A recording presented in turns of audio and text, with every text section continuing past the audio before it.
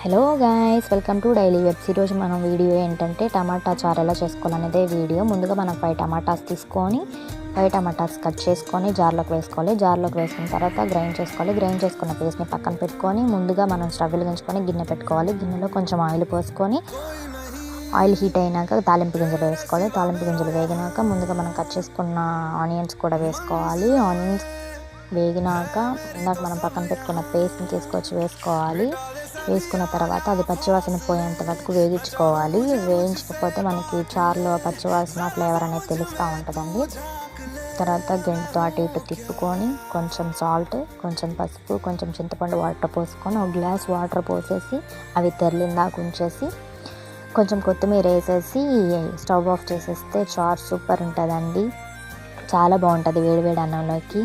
ఇది ఎవరైనా సబ్స్క్రైబ్ చేసుకోకపోతే తొందరగా సబ్స్క్రైబ్ చేసుకోండి.